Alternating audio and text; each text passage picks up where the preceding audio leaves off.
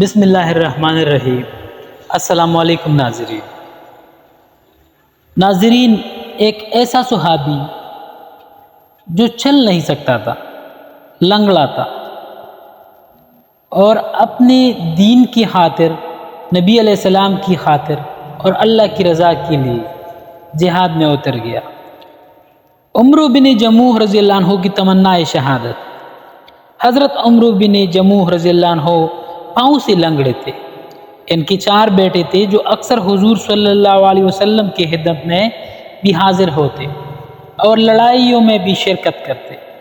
غزوہ احد میں عمرو بن جموح رضی اللہ عنہ کو بھی شوق پیدا ہوا کہ میں بھی جاؤں۔ لوگوں نے کہا کہ تم معذور ہو، لنگڑے پن کی وجہ سے چلنا دشوار ہے۔ انہوں نے فرمایا، کیسی بری بات ہے کہ میرے بیٹے تو جنت میں جائیں اور میں رہ جاؤں۔ بیوی نے بھی ابارنے کے لیے تانے کے طور پر کہا کہ میں تو دیکھ رہی ہوں کہ وہ لڑائی سے بھاگ کر لوٹ آیا۔ عمر رضی اللہ عنہ نے یہ سن کر ہتھیار لیے اور قبلے کی طرف منہ کر کے دعا کی، اے اللہ مجھے اپنے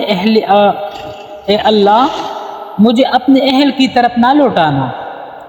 اس کے بعد نبی علیہ السلام کی خدمت میں حاضر ہوئے اور اپنی قوم کے منع کرنے کا اور اپنی خواہش کا اظہار کیا اور کہا کہ میں امید کرتا ہوں کہ اپنے لنگڑے پیر سے جنت میں چلوں پھروں۔ نبی علیہ السلام نے فرمایا کہ اللہ نے تم کو معذور کیا ہے تو نہ جانے میں کیا حرج ہے۔ انہوں نے پھر خواہش کی تو آپ صلی اللہ علیہ وسلم نے اجازت دے دی۔ ابو طلحہ رضی اللہ عنہ کہتے ہیں کہ میں نے عمر رضی اللہ عنہ کو لڑائی میں دیکھا کہ اکڑتے ہوئے جاتے تھے اور کہتے تھے کہ خدا کی قسم میں جنت کا مشتاق ہوں۔ ان کا ایک بیٹا بھی ان کے پیچھے دوڑا ہوا جاتا تھا۔ دونوں لڑتے رہے حتیٰ کہ دونوں شہید ہوئے۔ ان کی بیوی اپنے خاوند اور بیٹے کی لاش کو اونٹ پر لاد کر دفن کے لیے مدینہ لانے لگی تو وہ اونٹ بیٹھ گیا۔ ہائے، گلا درد کر رہا ہے۔ بڑی وقت سے اس کو مار کر اٹھایا اور مدینہ لانے کی کوشش کی، مگر وہ احد ہی کی طرف کا منہ کرتا تھا۔ ان کی بیوی نے نبی علیہ السلام سے ذکر کیا۔ آپ صلی اللہ علیہ وسلم نے فرمایا کہ اونٹ کو یہی حکم ہے، کیا عمر چلتے ہوئے کچھ کہہ کر گئے تھے؟ انہوں نے عرض کیا کہ قبلے کی طرف منہ کر کے یہ دعا کی۔